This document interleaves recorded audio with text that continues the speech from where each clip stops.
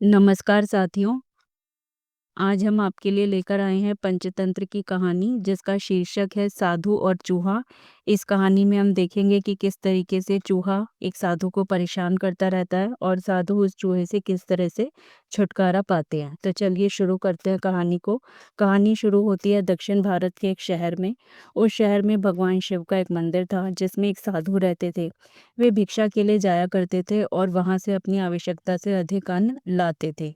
वे सुबह जाया करते थे और शाम को भोजन बनाने हेतु वापस आते थे। आवश्यकता के अनुसार अपना भोजन बनाकर बचा हुआ अन्न बर्तनों में भरकर रख देते थे और गरीबों को बांट देते थे, जिससे वह गरीब सुबह मंदिर की सफाई और सजावट कर देते थे।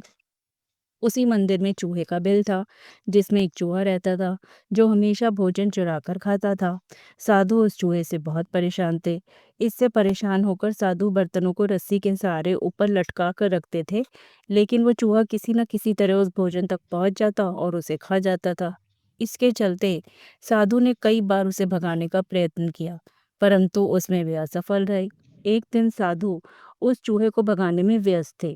तभी उस मंदिर में एक भिक्षुक भिक्षा मांगने आए। वह उस भिक्षुक को मिल नहीं पाए। इसी कारण वह भिक्षुक साधु से क्रोधित हो गया। वह इसको अपना अपमान मानने लगा और कहने लगा कि मैं आज के बाद इस मंदिर में कभी नहीं आऊंगा। आपको मेरे अलावा कोई अन्य महत्वपूर्ण कार्य है जिससे आपको इतना भी समय नहीं है कि मुझसे मिल पाए। यह सुनकर साधु विनम्रता से भिक्षुक को अपनी परेशानियों के बारे में बताने लगे। साधु ने बताया कि वह चूहा कितना तेज है कि कहीं से भी खाना चुरा लेता है। वह चूहा इतना फुर्तीला है कि उसे ना तो कोई बिल्ली पकड़ पाती है और ना कोई बंदर। वह चूहा इतना शैतान है कि मेरे कटोरे तक का भोजन चट कर जाता है। भिक्षुक ने साधु की परेशानियों को समझा और सलाह दी कि चूहे में इतनी शक्ति, आत्मविश्वास और चंचलता के पीछे अवश्य ही कुछ ना कुछ कारण होगा। इस बात पे भिक्षुक साधु को कहने लगे कि ये संभावना अधिक है कि चूहे के पास बहुत सारा भोजन जमा हो, जिसके कारण उसके अंदर आत्मविश्वास हो और वो ये सोचता होगा कि यदि एक दिन का खाना ना भी मिला तो भी वह अपने जमा किए हुए खाने से अपना पेट भर सकता है। इसी कारण वो चूहा ऊंची से ऊंची छलांग लगाकर भी खाना चुरा लेता होगा। उसके मन में एक आत्मविश्वास होगा। अगली सुबह वह साधु उस चूहे का पीछा करते करते उसके बिल तक पहुंच गए और जब उन्होंने उस बिल की गहराई तक खुदाई की तो उन्होंने पाया कि वहां पर अनाज का एक विशाल भंडार बना हुआ है। साधु बड़े हैरान हुए। उन्होंने सारा अनाज मंदिर में भिजवा दिया।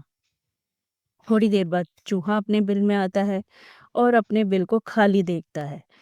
चूहा अपने खाली बिल को देखकर बहुत निराश होता है। अब चूहे के पास खाने के लिए कुछ नहीं था और साथ ही चूहे का आत्मविश्वास भी कम हो गया था। उसका मनोबल अपने खाली बिल को देख के टूट गया था। चूहा सोचता है कि उसी रात ऊपर लटके हुए कटोरे से खाना चुरा लूंगा और वापस से भोजन इकट्ठा करके एक भंडार बना दूंगा।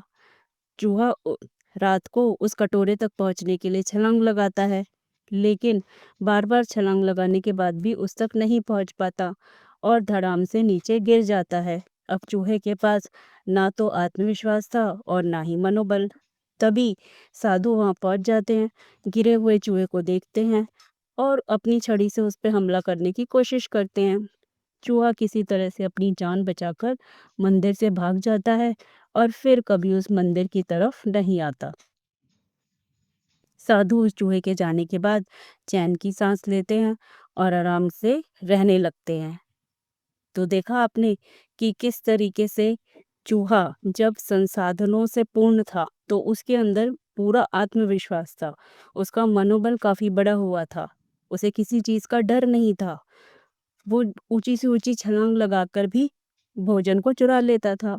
लेकिन जब उसका बिल खाली हुआ, उसमें कुछ भी अनाज नहीं हुआ, तो उसके साथ ही उसका आत्मविश्वास और मनोबल गिर गया और जो काम वो रोज करता था वो काम भी वो नहीं कर पाया। तो इस कहानी से हमें ये शिक्षा मिलती है कि यदि किसी व्यक्ति के पास संसाधनों की कमी ना हो तो उस व्यक्ति का मनोबल और आत्मविश्वास बहुत ज़्यादा बढ़ जाता है। नमस्कार साथियों।